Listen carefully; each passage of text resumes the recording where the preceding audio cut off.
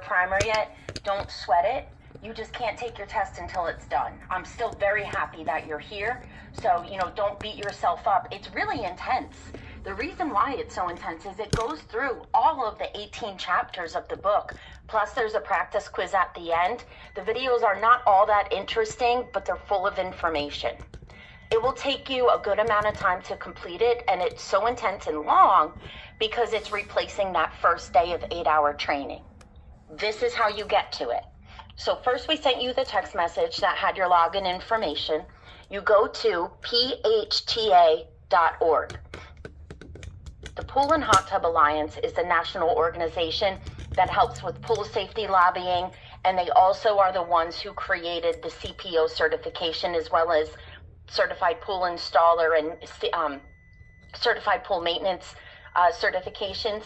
When you come onto here, you have to log in with the info we gave you, then click on My Education at the top, and then you will see your course up at the top. Click on it, expand it, and this button will actually say Start Here. Go ahead and start it. It tells you the total amount of time it takes to complete it. This one was done really fast because it's a demo account. So I took a screenshot of one of our admin's demo accounts. Really, it will take like 5 to 7 hours to complete, but I've had students who it took them 8 hours and they were halfway done. Those are the students who like to take their time and go really slow. You have that option if you want to, or you can zip right through it. It's totally up to you. So once you complete your pool operator primer, then you can schedule the test. If you have any questions about the primer, send it to Dan inside the Zoom chat. We can always resend you your password if you're mixed up a little bit. We want to iron out all those wrinkles because that's our housekeeping info. For us, we've been around since the 80s. We train all sorts of national and state certifications, and we've been teaching the CPO class for years. We just did a recent relaunch, and so maybe that's why you saw us on Google for the first time, because it was back in March that we decided to go online and go national. We really like the way that we present the information, and we really want to share this type of education with everybody. So that was our reasoning for doing that, just kind of to spread the word, I guess you can say. And we originally built our style of teaching around the idea that what you do in real life is a little bit different than what you see on these certification tests. So we really strive to close that gap up for our students. Our vision is not just to get you a piece of paper with your name on it. We want you to be excited to go to work. We want you to have this mindset of continuous learning. We call it the student mentality. Scooping up any opportunities that you possibly can to grow and to learn, because no one can take education away from you, right? We're a school, so of course that's what we're all about. But if you're here for recertification, or even if you have experience, it doesn't hurt to hear something twice. So coming and understanding that there's changes in the field, changes in regulation, is always a good thing, just to reinforce your knowledge too. So whether you're new or whether you're here just as a refresher, it's all a good thing to be in a course. This is a team that's going to bring you through everything that you need. You have me, you have Dan, I call him Safety Expert Dan, and then we have Bianca and Abby behind the scenes. They're the ones who are responsible for making sure that your certification is in your hand the day that you pass. So they're making sure that any wrinkles that come forward before the class after are ironed out, and then you always have me and Dan at your disposal anytime you need us. This certification has a lot of weight to it, and we want you to be competent and knowledgeable operators. We don't want anybody going into this test and just memorizing answers. It doesn't get you anywhere. But I do want you to keep in mind that you will get questions about certain types of facilities that you might not operate and may never operate. So we're lucky that the exam is open book. If you can solve a problem on the test by finding the solution inside the handbook, that means you can do the same thing in real life too. So the PHTA understands that. That's why we call it the handbook and we don't call it the CPO textbook. You need a 74% to pass, which means you need 37 questions out of 50 correct. The whole thing is multiple choice, yes, but that doesn't necessarily mean that it's easy. Sometimes the choices can get a little bit confusing. And you do have 3 hours to take the test, and a lot of times it will take students that long to take it, only because it is open book. So you want to double check it and sometimes triple check it. The book is meant, or it's built in a way to help you utilize it as a tool. Every single page has a table of contents on it. Any of your calculation questions you can reference in chapter 3. Any of the chemical adjustments will be referenced in chapter 7. My personal favorite part of the book is the appendices in the back. After you get your certification, you can use these checklists at work. What I did was I took all of these and I uploaded it to our website, our student portal we call it, and you can download these as PDFs and use them at your place of work.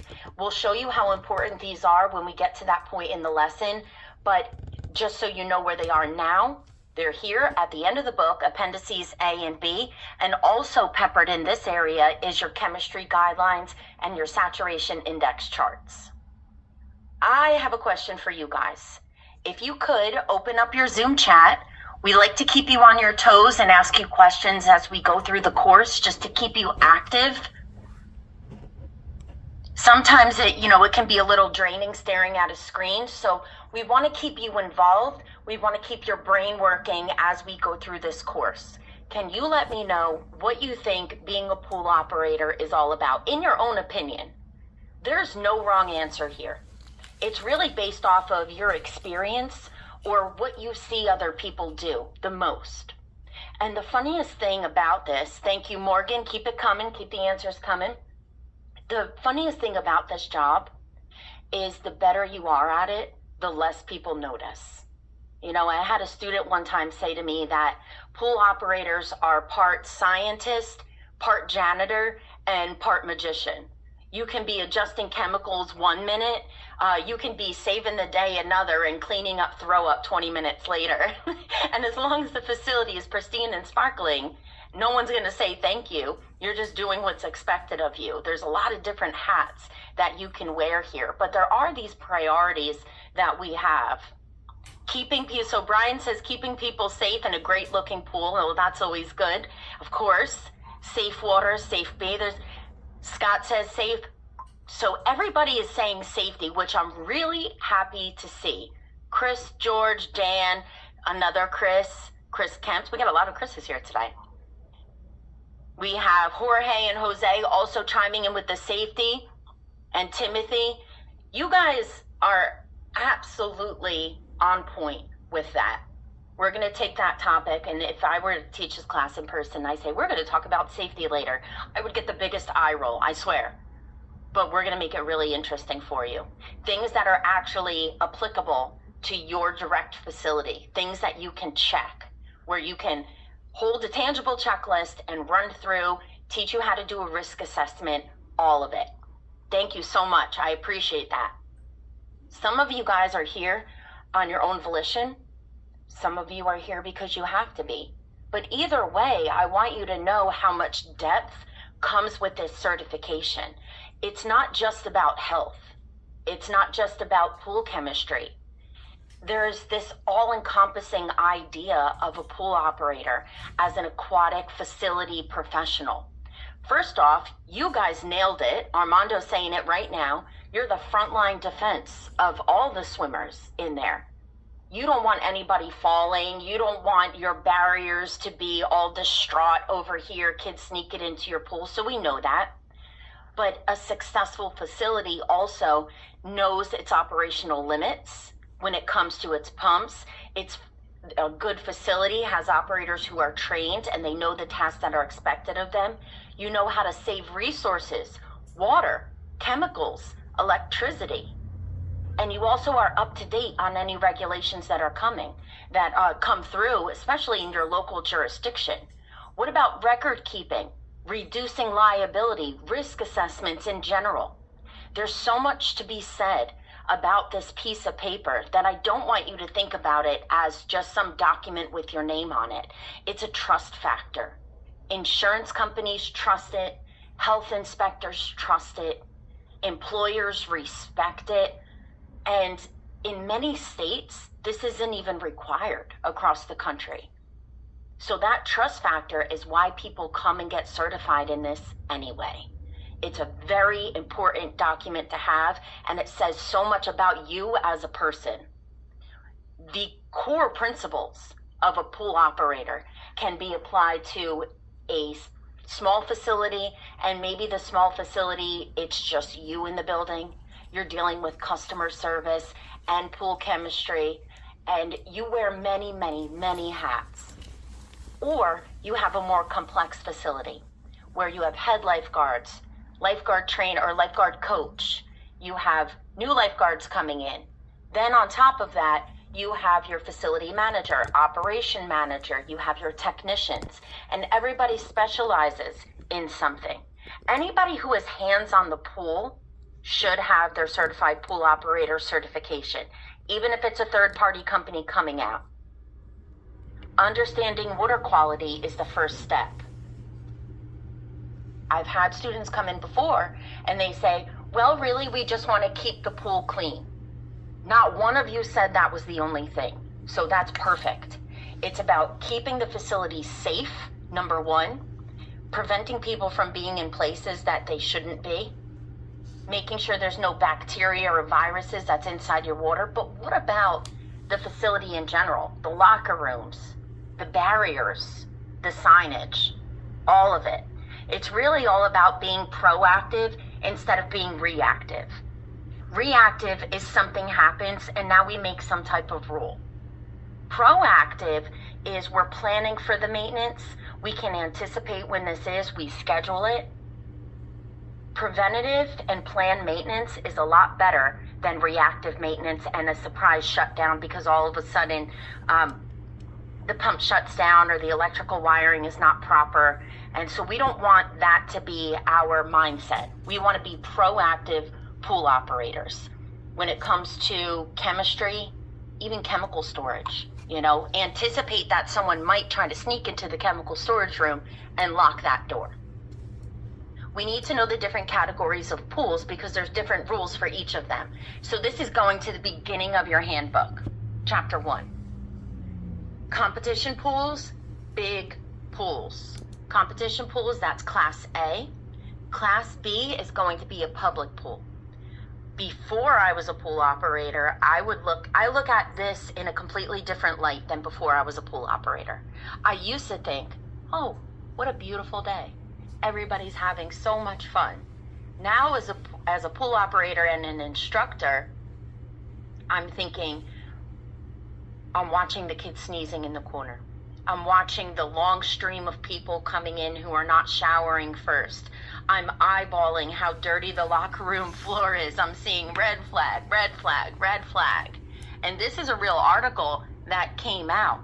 The CDC is very much involved with the procedures that you as an operator will be performing on the job.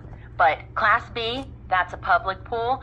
If you have it in a more private setting, now it's called a semi-public pool. Maybe some of you are in an aquatic facility that has a water park or a zero depth facility, which is, the spray parks where it's coming out of the ground and it's not a pool at all, no hot tub or nothing. These need special consideration. There's certain bacteria that are going to breed, they're going to multiply in warmer water conditions, which these very much have that because it's more shallow water, higher bather loads, and that particular bacteria spreads through water droplets in those spray parks. So we will talk about these quite a bit. Therapy pools, this is anything that is over 86 degrees. When you sit down in warmer water, heat is a vasodilator. It opens up your blood vessels and then you can relax. I want to test your memory. Let me know if you saw this in the primer or what. What is the maximum temperature allowed to be in a spa? So as you're putting those answers in, consider the fact that he is a vasodilator, so we have to have an accepted maximum here. Absolutely. If we're sitting in a hot tub and it's 110 degrees, we're going to faint.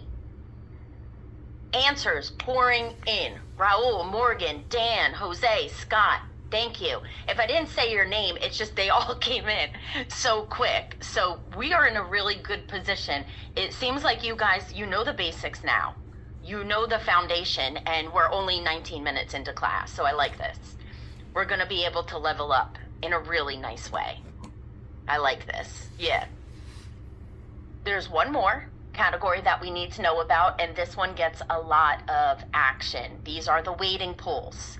Remember, you will get questions on some types of facilities or categories that you don't actually have, but if you do, you know, wading pools, high bather loads, shallow water, about 18 inches in depth, which means that the sun's coming down, it's warmer, chlorine gets overexcited, you're testing this, it's a quicker turnover. But I think the most important thing to know about wading pools is young children equal more accidents. That's the truth. That's a lot. I kind of dropped a bunch of stuff on you, and even though you're taking on all this responsibility, you have resources. Of course you have me and Dan. But in your facility itself, the health inspector is often known as a bad word. Oh, the health inspector's coming. Don't do that. The health inspector should be your ally. They're there to reinforce the regulations and the rules of the area. I mean, you can have all the rules in the world and all of the ideal ranges of where you want your pool chemistry to be, but if nobody's looking at it, no one's double checking it, then what's the point? So what they're doing right now is she's checking the chlorine, she's checking alkalinity, she's checking the pH, and that toolkit is a pretty fancy one. I mean, you can find that on Amazon for, probably like over $1,000, but it's not completely necessary that you do that. This one here, it's just a Pool Master one. I got it off Amazon for like 20 bucks. You have to know how to use whatever kit you have or whatever tools you have. Sometimes it's electronic and you put the sample in there and you press a button. Other times you have to do titration tests. A titration test is when you have your sample.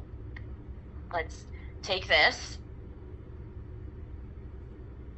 This, see this here? Sometimes you could put paper behind it. This is my color comparator. If I'm going to take a sample from my pool water, the first thing I do is I'm going to rinse this off a few times with my sample water. Then I'm going to flip it upside down in my water, drop it about elbow length or 18 inches, pick it up so my bubbles come out from underneath the water, bring it up. Then I'm going to tilt it a little bit because there's set levels on here. It's impossible to see on Zoom, but there's clear lines on here. And it will say, for this test, this is where your water needs to be. And there's directions in here too.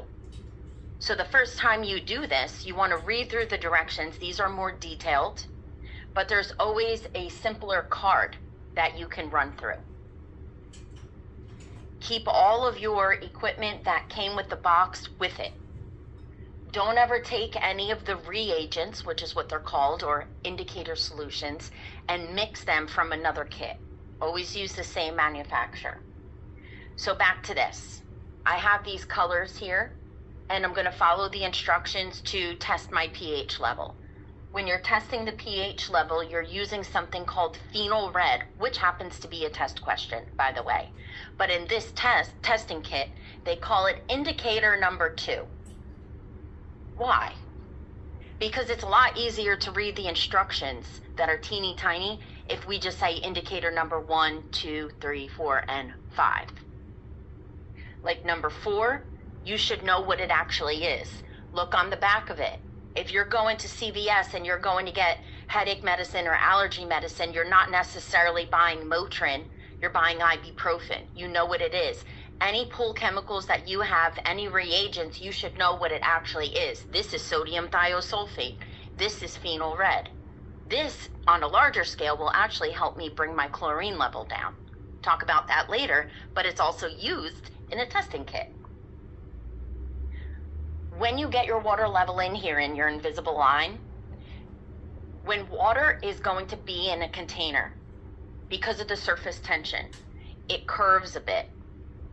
This curve on the top of that is called the meniscus. So the bottom of that curve is what should be on your invisible line. And when you're following the instructions, putting your drops in there, you're never doing this. Too quick.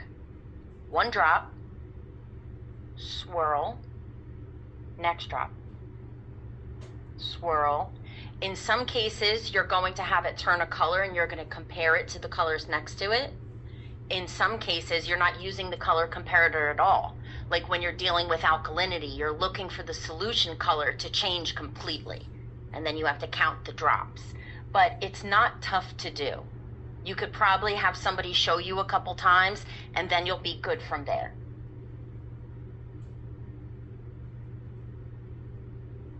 Back to the health inspector though. The health inspector's checklist, it's a starting point. It should be used as a starting point for your pool's opening procedure. Their list contains a lot of different items on there, but I just pulled some of them that I just wanted to bring to the forefront of your attention now. In certain cases, you're going to have to shut down your pool. Like what? Well, whenever you have a pool, semi-public pool, you have to have the proper barriers around it. And part of that is you have to have self-closing, self-latching gates. And the gate itself has to open outwards. So when you let it go, cling, it closes on its own. If that's broken, don't open the pool. Another one is if your pool water is cloudy or you have a lot of leaves in there, then if you can't see the main drain, the pool must be closed down.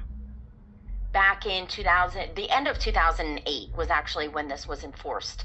But these rules didn't always exist. This type of industry is ever changing. There's always somebody lobbying in DC to try to appeal some other rule or add some other rule. So you have to be open to those changes and aware. You have to be able to locate your local regulations. I actually grabbed all of your local regulations from the entire country. So inside one section on our website, you can just click your area and it will bring you directly to that site. Since it brings you directly to the site, it's always fully up to date. It's not the PDF of what it was a year ago. And there's also requirements for specialty certifications in your area that you should be aware of too. Your chlorine level must not fall below 1 ppm. This kit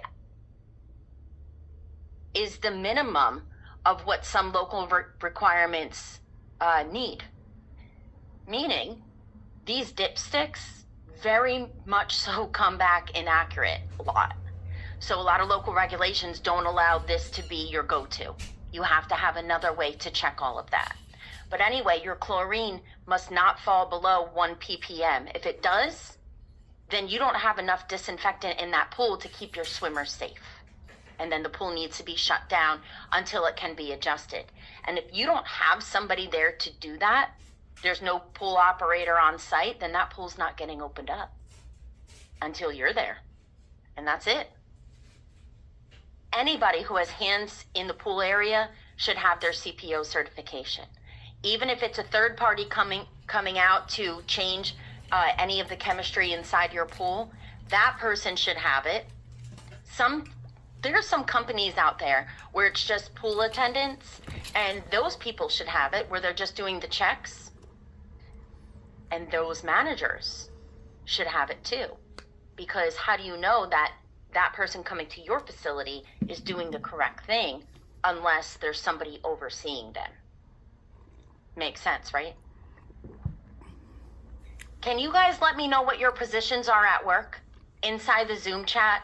What I like to do is once I see all of that, I like to dive a little bit deeper into some topics that we cover that's applying to you. And like if I have a lot of managers in the class, we'll talk about risk assessment and facility management a little bit more. If I have a lot of lifeguards in the class, we'll talk about complacency a little bit more, et cetera, et cetera.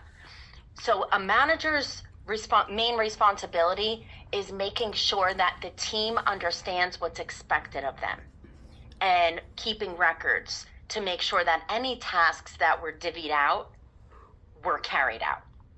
And you may not have all of this breakdown here, but actually you may be almost all of these in one. So actually, let's just see what you guys have. Equipment install and repair, okay. Head lifeguard, public pool, director of residences, owner of a pool service company, health inspector. So Morgan, you're actually our second health inspector that we had since March. Foreman of city parks. So we have a good mixture here. Maintenance. Damon, good to hear. It's going to be a really good class today. We already got started with it. A lot of maintenance here. Good. I can't wait to show you, for anybody in maintenance, I can't wait to show you our YouTube videos that we have. Scott, I like that. Keep that going. We're going to be here to keep you motivated. I promise you that. For everyone, risk management needs to be handled as a team. If you're a business owner, future business owner, you have people below you or next to you, and you handle everything together. You have to function as a team so you can avoid liability. Most cases of lawsuits in pool facilities, they involve negligence. So negligence is failure to prevent a foreseeable accident. I'm not talking freak accidents here. It's about ignoring something that should have been addressed, something that could have been prevented. Standard of care, that is the industry norms that you're expected to meet. Duty of care is your responsibility to act with reasonable care. So keeping your chemical storage locked to prevent any unauthorized access. And documentation, record keeping, that shows that you're doing things right. There was this indoor pool facility, and it was like a safe to swim. It was an indoor pool facility that was a swim school, but they also hosted birthday parties. Well, what happened was the family of the little girl whose hair got stuck in the drain during the party. It happens. It's rare now because of sofas and whatnot, but it happens. They took the facility and the pool operator to court. But the pool operator had a record. It was a pre-party checklist that he ran through, and he had an underwater image of the main drain at the bottom of the pool that was intact, and it had a timestamp on it. If he didn't have those records, it would have been a very different story. But it wasn't something that was neglected. That crack in the drain cover happened during the party, and those records were proof. Two completely different possible scenarios. So you need to learn how to do risk assessments. Risk assessments are when you go around your facility, you're looking at different processes that are around the pool facility. And you're looking to see if they are proper. Are all of the steps being taken? Is any part of that being skipped to make it a quicker process? And are they getting done in the right way technically? If you see change, then if you see that it needs to be updated, then you need to implement those changes accordingly and make sure everybody is on the same page. With this, you're going to level up your facility, yourself, but your team as well, because you need all hands on deck with a pool facility. I mean, accidents in a pool happen so quickly, and they can happen to anyone. Old, young, swimmer, non-swimmer, somebody who's not even in the pool, right? So whether you're an owner, a technician, maintenance, foreman of city parks, lifeguard, future business owner, you should know that a certified pool operator embodies an aquatic facility professional. And there's key points to being a professional that we need to touch on. specifically avoiding complacency. Complacency is when you get really comfortable on the job, and we want to avoid this. Because when you get really comfortable on the job, you might not see some danger that you would have otherwise seen if you were more on your toes and alert. Complacency is truly the silent killer when it comes to a pool facility. And it grows in silence. I'm going to show you how to identify it and how to make that change so you can adjust anybody and yourself. Complacency barriers are something that we've all hit before. You know exactly how to do it, so you feel comfortable procrastinating. That's a sign. You're skipping certain steps. You're feeling comfortable, so now you're unaware of some potential danger that can come with it. It really loops back to our idea of being proactive over being reactive. So let's dive into this a little more. What are signs that you in yourself or your team are being complacent? Shortcuts, lack of attention to detail, decreased creativity. Do you have anybody in your facility that when they came on, they were full of spit and vinegar, bright-eyed, bushy-tailed, had all of these ideas, and now they don't? You know, maybe there's a reason for it. Complacency does grow in silence. Maybe they're just used to doing their job. Ignoring minor issues, guess what? I think we can all understand this. Big problems come from small problems.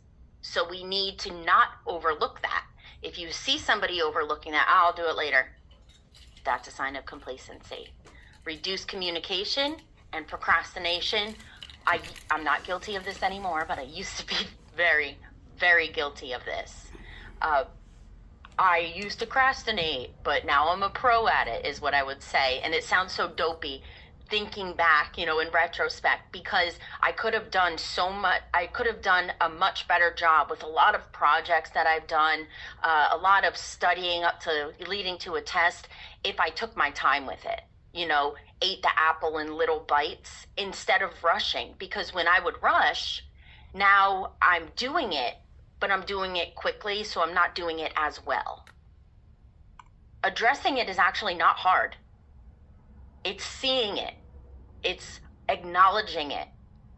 Addressing it, it's really continuous training, classroom training and on-the-job training. There's a lot of stuff that you learn on the job that you can't learn from a CPO handbook or a Zoom class. That's the truth. Regular audits and reviews, like that risk assessment, going through, making sure everybody's trained in what they're doing. Lifeguards know. You guys know. You're giving them tests all the time. They're going for certifications up the wazoo. CPR, CPO, and anything else that they need locally. Communication. Oh, I'm so sorry. There's a wasp in my office. Communication and feedback. What's nice is when you make that part of your culture. Ask. It's like if somebody doesn't want to go to the dentist because they don't want to know what's wrong, ask. Make that feedback loop part of the job. What's working, what's not working, and of course, set up your. Be a leader in safety, because what you do, people will follow. Don't just talk the talk, walk the walk. Now, task rotation. This is something that you'll notice, like the most obvious example that I can think of is if you're at a water park and you see somebody, the lifeguards around the lazy river, and the lazy river has lifeguards posted up in certain areas. You'll see them doing this. So they're not daydreaming. They're not getting caught, doing this, because you know what? A person who's drowning actively stays at the surface for less than a minute, but truly it can be less than 20 seconds. So this person goes over here, answers a question for somebody, looks down at their phone, zones out, looks at the sunset, something like that, and a little kid just drowned and they didn't even see it. So they always have that continuous motion. And then every 15 minutes or so, another lifeguard will come and replace them in that spot and then they switch out, all to avoid complacency. Very, very important. So the PHTA, they say this: pool or spa, large investment, benefit, but also potential liability. I say big price tag, big value, and big responsibility. You know, there's a lot to it. And again, safety issues can happen to anyone. Feel free to add something into the chat that you've learned the hard way. But all right, thanks, Dan. But I have had some experience with this. Like, one thing that I learned the hard way was when I first got my hot tub, and I got some stories to share in almost every lesson that we have today. So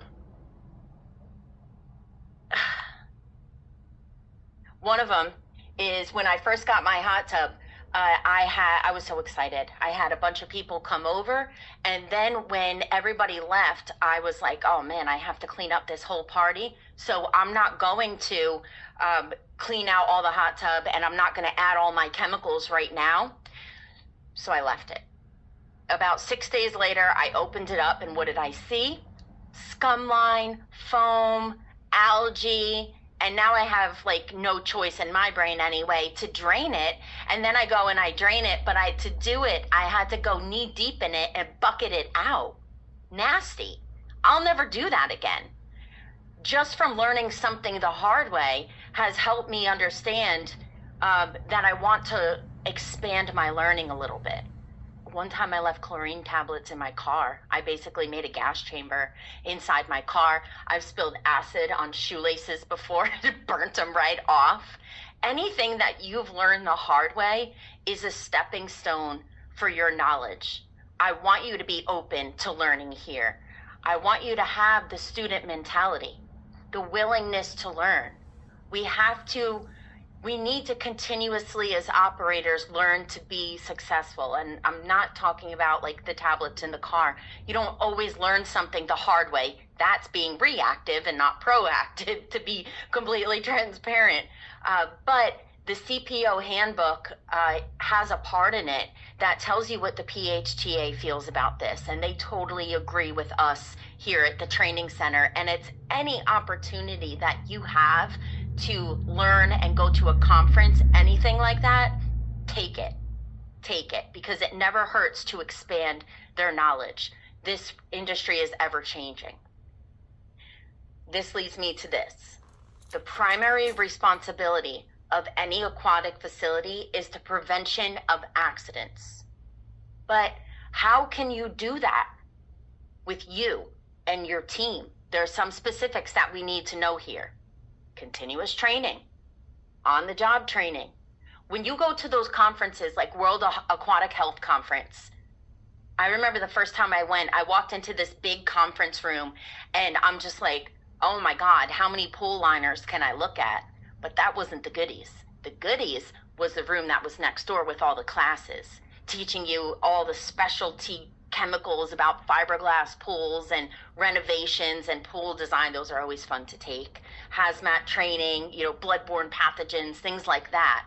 So jump on that if you get a chance to. For your facility, the first step in safety here is to prevent people from being in places that they shouldn't be. You have to have the right barriers. And Connecticut may have different barrier requirements than New Jersey, which may have different than California, than Alaska.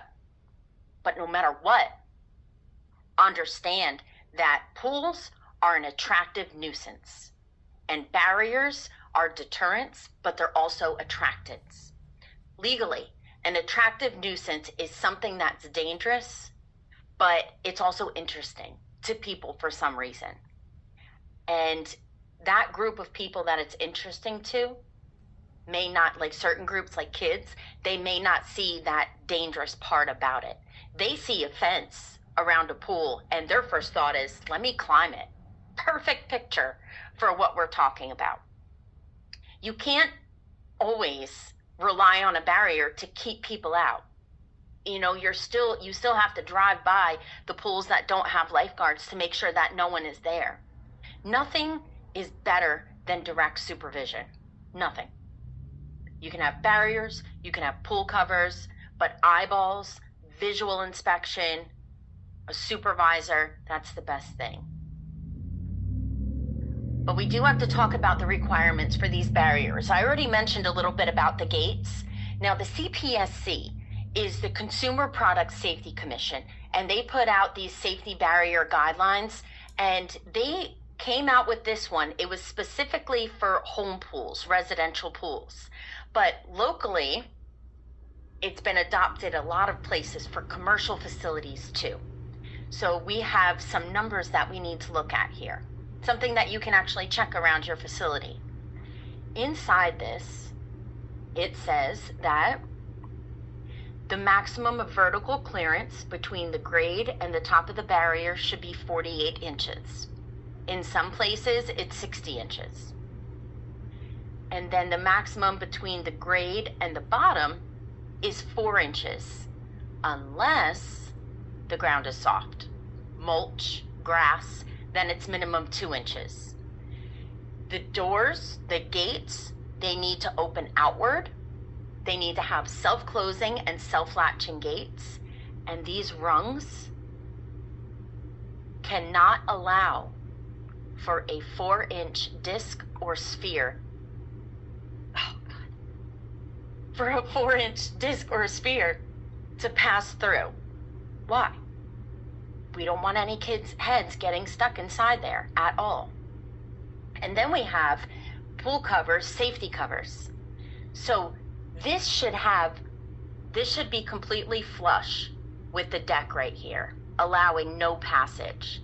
And the pool cover size needs to hold a certain amount of weight depending on how big the pool is.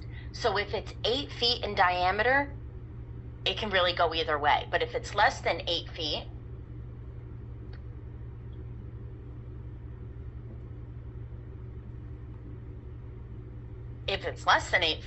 it needs to hold 275 pounds. If it's more than 8 feet, it needs to hold almost 500 pounds.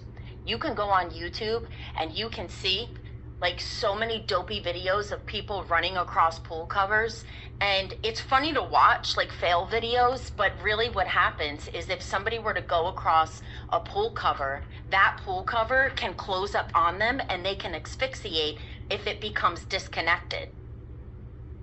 If it becomes disconnected and they get tangled up in it.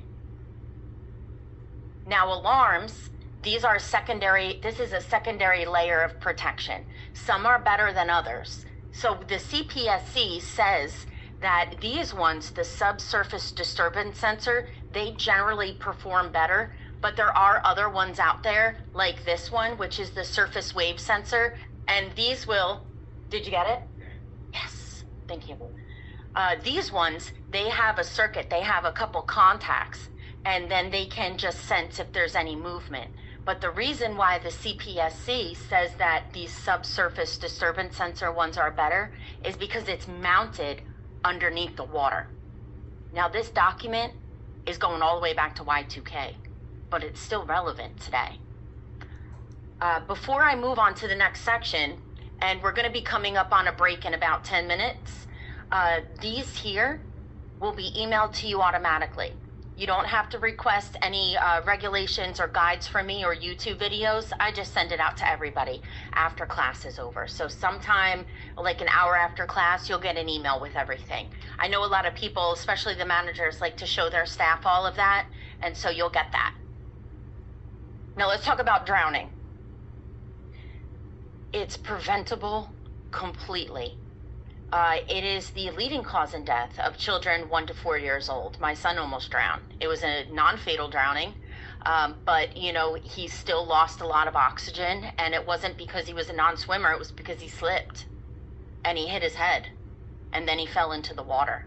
And yeah, they had to get CPR. So it's like there's adults around the pool. It really can just happen like that. So it's fatal or non-fatal. Non-fatal doesn't necessarily mean that there's no side effects here. When it comes to unintentional fatal drownings, 11 happen a day in the United States. You know what that comes out to be about? 4,000 a year. And that number doubles for non-fatal. It's preventable, but it's silent. It doesn't look like what it looks like on TV. Like you're watching Baywatch, help me. No, none of that. It's this. That's it. So you need to know how to identify it. If you have somebody who's an active drowning victim, most of the time this is how their body is. They're vertical, their head is up, their mouth is in an O position, they're looking at the nearest exit, and they're kind of doing like the doggy paddle because they're struggling. Most of the time they can't call for help because they're bobbing up and down in the water. When your brain is deprived of oxygen, now you're at risk for brain damage, but it depends how long you're under that water for. So brain damage is possible 4 to 6 minutes, 6 to 10 minutes. It's likely over 10 minutes, it's happening. These definitions can pop up on your test. They're definitely in your handbook. Distress swimmers, they're aware they're in trouble, but I think the most important thing that I want you to know here is that they're not going to call for help. It's possible, but rarely. Active drowning victims, those are the ones that I mentioned earlier, that they can stay at the surface for a minute, but as little as 20 seconds. It happens very quickly. And then passive drowning, they're either floating or they're at the bottom, rigid or limp. You know the wave pools in a big water park? Every 10 to 15 minutes or so, the waves are shut down. And they're shut down just so the water can be scanned to see if there's anybody at the bottom of the pool. Because it's hard to see. It's like whack-a-mole. People going up, underwater. You know, no one's allowed to jump into those wave pools, but there's a lot of people in there and it's loud. So it would be really hard to see somebody drowning because it doesn't look like this, which is like on TV. It really looks like this. It's quiet, it's silent, not a lot of movement here. And that person's scared. If you work in a resort, I want you to pay extra special attention to the barriers around the pools that don't have lifeguards. Because a lot of times at resorts, they don't all have lifeguards. Only the main pool will have a lifeguard. So the barriers, the grades, the inches, making sure the lock works, all of that. So let's get into safety for a little bit. And after I show you a YouTube video and tell you a quick story, then that leads us into our break, so about 8 minutes. Let's think about if you are at a facility and something goes wrong, what would you want? Somebody's drowning, what do you need? Okay, I'm gonna get some type of flotation device, call the lifeguard. All of a sudden there's a fire by the pump. What do you need? There's a fire in the chemical storage room. What do you need? There's an emergency, somebody fell and their bone is pushing through their leg. What do you need? Many times, a phone is not even in striking distance. It's off in some office somewhere.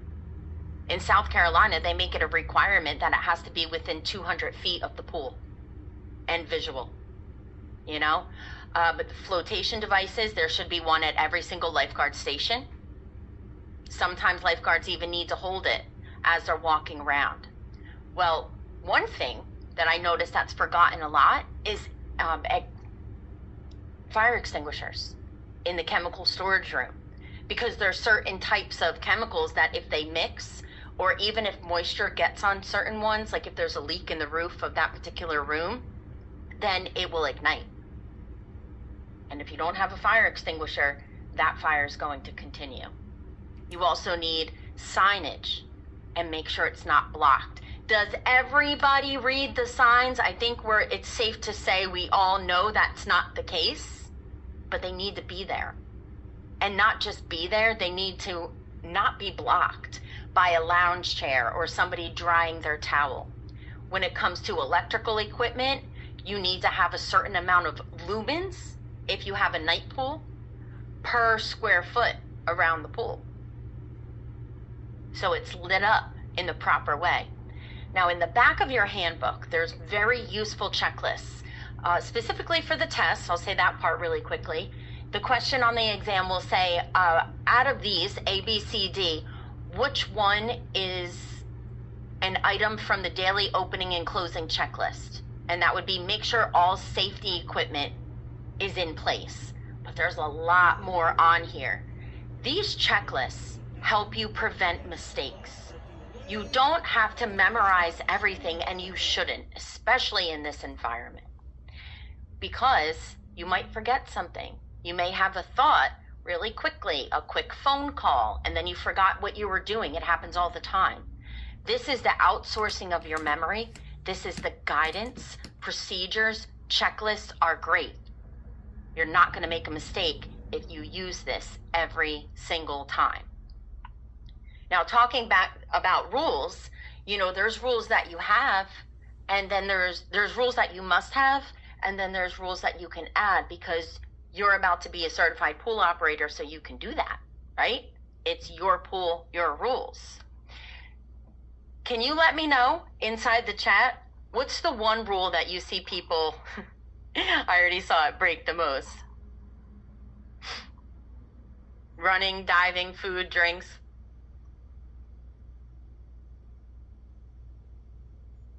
There's a mixture here. Not showering. I'll tell you what, we'll talk about it later, but hot tubs clean you in places that you people don't clean. And those showers are not there to rinse the chlorine and the copper out of your hair when you get out. It's for before. Running, Gabriel says running and drinks. Seth, running. Horseplay. Yeah, throwing somebody up on the shoulders and fighting on the shoulders. Glass. Yeah, we'll talk about that too. Diving in glass. Glass is hard to clean up, isn't it? You know, running, and it's not even just little kids either. I mean, I witnessed an adult, full person, chasing a towel in the wind. Slipped, ate it, went down, got mad at us because the pool deck was wet. You know, it happens, but they shouldn't do, not only shouldn't you run around a pool because of it's slippery from the water, but with the sun, with high bather load, you get a biofilm. And biofilm is when the bacteria that forms on that surface creates its own protective layer, and it gets slimy. You know, so that's what that sliminess is if you ever see it. Thank you for all of your answers inside the chat. I agree with all of that. Remember, it's your pool, it's your rules. You've got to have the proper signage up there as required by your local jurisdiction. You might even need to have the sign must be metal. You must have pool rules and no diving. It needs to be 4 inches in height. You need to have 2 no diving signs, like they say in South Carolina. You need to have 2 of everything. And the sign itself needs to be this big. The words are chosen specifically. Everyone should exit the pool during a storm. That's a given. You know, you do have the given ones, like have the floating lifeline safety line, but where do you put it?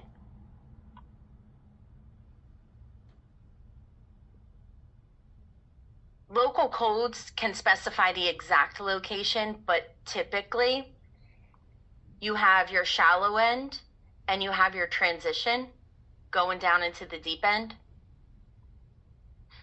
About 1 to 2 feet from the shallow end is where it would be. That way, so if a little kid is, you know, walking along, if it was right on the edge of this, they would slip right down. And you don't want that to happen. So 1 to 2 feet inside the shallow end.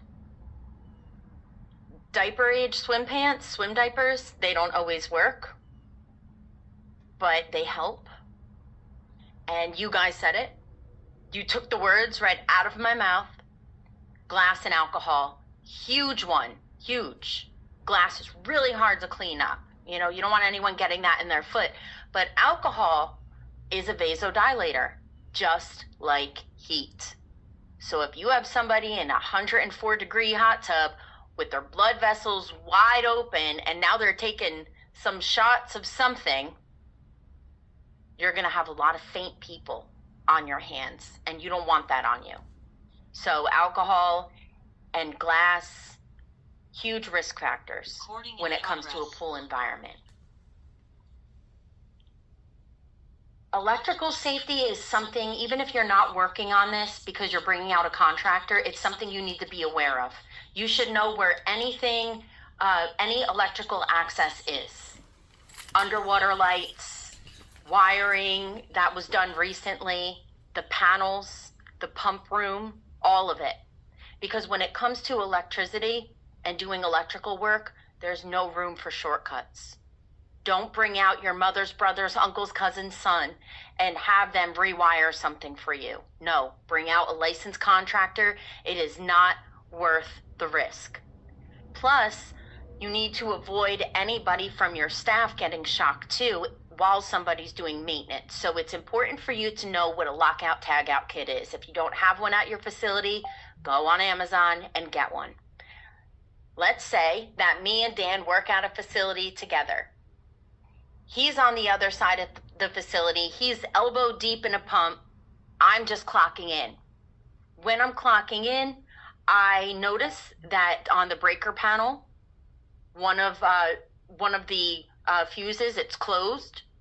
So I go, wait a minute, why is that pump off? We're about to open up the facility. So I put it back on. Guess what happens to Dan? It could have been avoided if we had a lockout tagout kit, because I would have physically been unable to turn that breaker back on.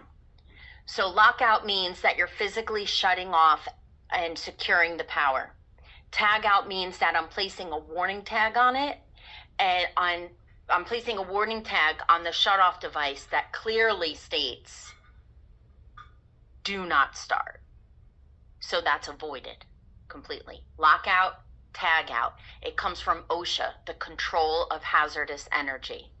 There are plenty of sources of shocks around a pool, and it could be things that are already there or what people bring with them. I've seen the worst one, an extension cord attached to an extension cord attached to a radio, and the joint between the two extension cords was like this far away from the pool water.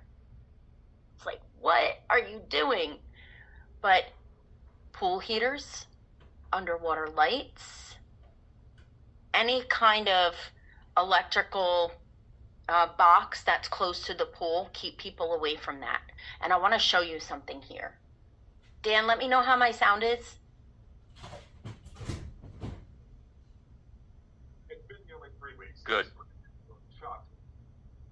Actually, it's pretty low, Nick. Is it? Yeah. Turn your export out. There you go. It's better.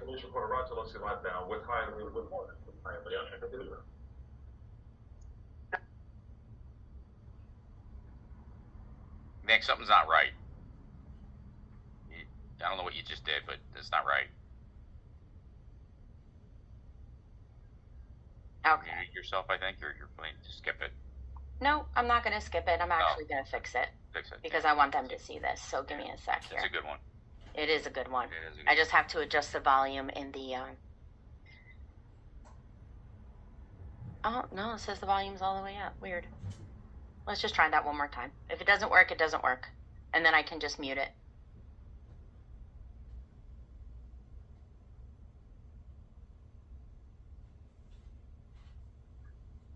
It's been nearly 3 weeks since 3 kids It's going. shocked while swimming in No. a pool at a It's working. apartment complex, and today. And it just stopped. You keep muting yourself, and I think you're doing it through your microphone instead of your speaker out, and you have your share of sound right.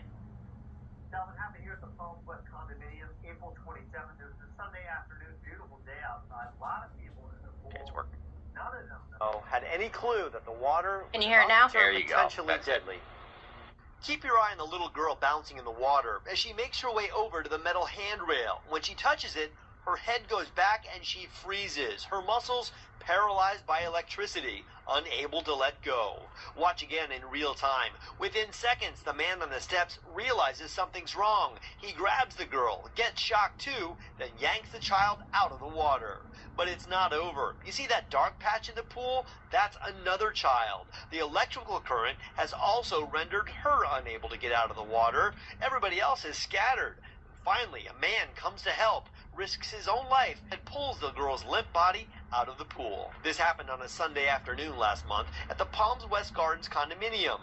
Inspectors say 3 children were shocked when the pool pump, which wasn't properly grounded, malfunctioned and electrified the water. I was in the pool and then the metal railing, I was swimming close to it and then I felt a shock. 10-year-old Diego Cabrera was one of the victims. He and his 6-year-old sister and a 5-year-old girl, not pictured, spent 4 nights in the hospital. Hialeah city inspectors blame the near tragedy on unpermitted and shoddy electrical work. It happened 2 weeks after 7-year-old Calder Sloan of North Miami was electrocuted by the light in his pool. It also wasn't wired correctly.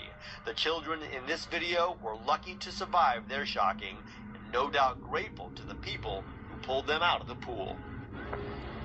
And we're told all 3 of those kids doing just fine. We were also told that it's likely the property owners here will face some sort of code violations or possible fines for doing unpermitted work. We checked with city records. So far, that hasn't happened. We're live in Hialeah. I'm Roger Losi, Local 10 News. Nuts, right? Poor kids. We want you to make sure that you're proactively keeping your equipment in good shape. These main drain covers, they have a lifespan. So do the pumps. We want predictive and preventative maintenance that's planned as compared to something that surprises us, because that's more dangerous. Even upkeeping your tools, there's a connection to safety there. As an operator, a pool operator, you have to know what's normal, because if you don't, you're not going to know when something goes wrong. I mean, when you're driving your car down the road and you go to slow down and you hear, you know it's your brakes, right? Oh, I got to get my brakes looked at, or I need to change my brakes, or I should stop putting this off. You know your car well enough because you're using your senses to identify what's wrong.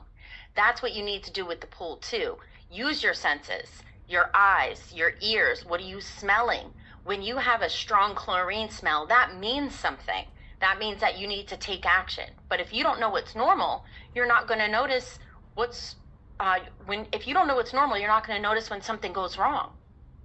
And you know, we live in a world today where we're on our phones all the time. It's so easy to get distracted.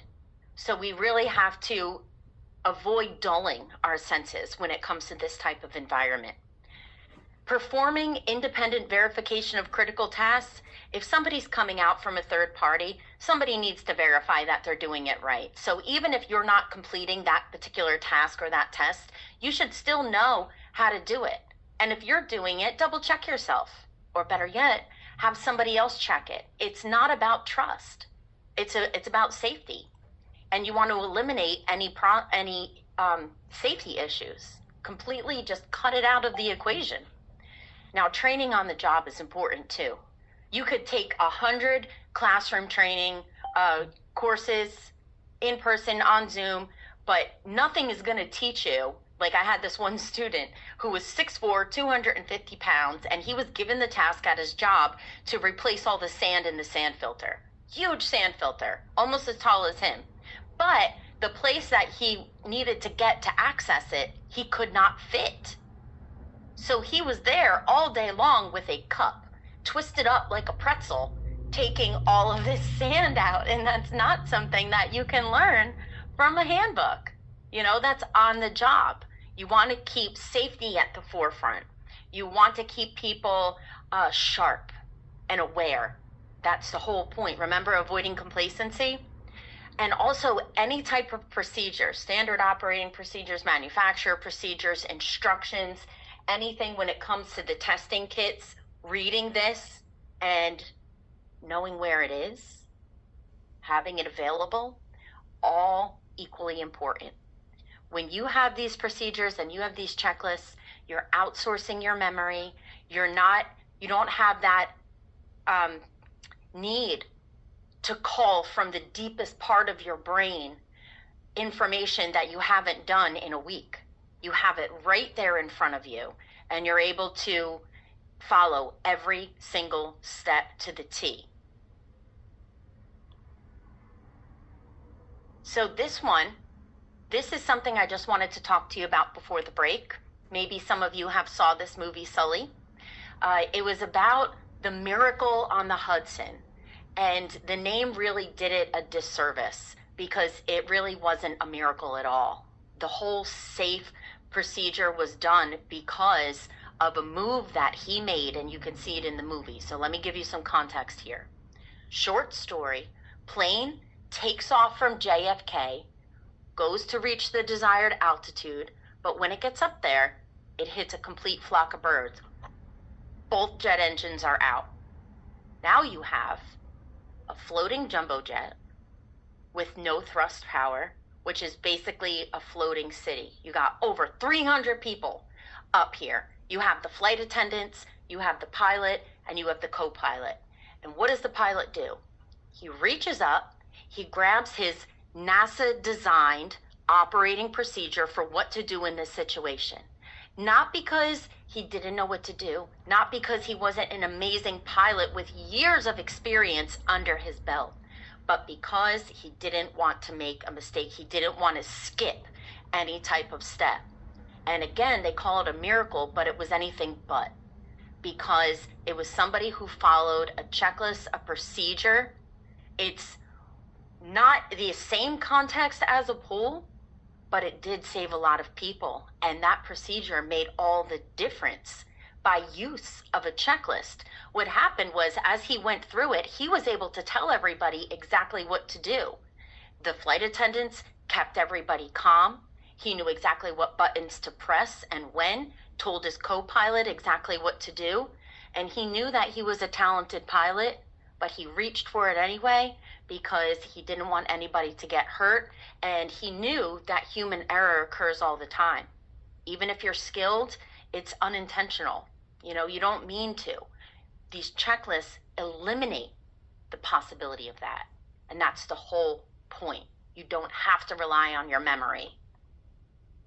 So what we're going to do right now is we're going to take a break. We're going to just take 10 minutes, stretch your body, get a refreshment, go to the bathroom, whatever you need. But I'm going to put up a poll question right now. So if there's anybody who wants to test today, remember, if you're an initial certification student, you had to have completed your pool operator primer, the pre-coursework. If you didn't, and you came in a little bit late and you missed that, I'll talk about it after the break, after Dan's part, what your steps are. But let me know, because again, I always like to have redundancy. You can sign up on the website, or you can just let me know here. What we do is we're going to we're in our live session now. At the end of this, we're going to transition into the exam if you want to test today.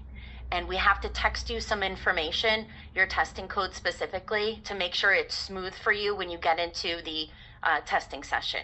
So that's why we need this information, so we can get all of that set up for you. For anybody who hasn't received any text messages, please let me know in the chat so we can update your phone number so I can make sure I get you exactly what you need. You probably feel like you're in the dark, but many times a manager registers somebody with a landline. So that could have been what happened there. All right, so go ahead and take your break. I got 11:12 on the clock, and we'll come back at 11:22. Me and Dan are still going to be in the background in the chat, so you can ask us questions. This break is really for you guys. And when you come back, safety expert Dan is going to make a cameo, talk about OSHA a little bit, CDC, EPA, and a lot of other acronyms. Recording stopped.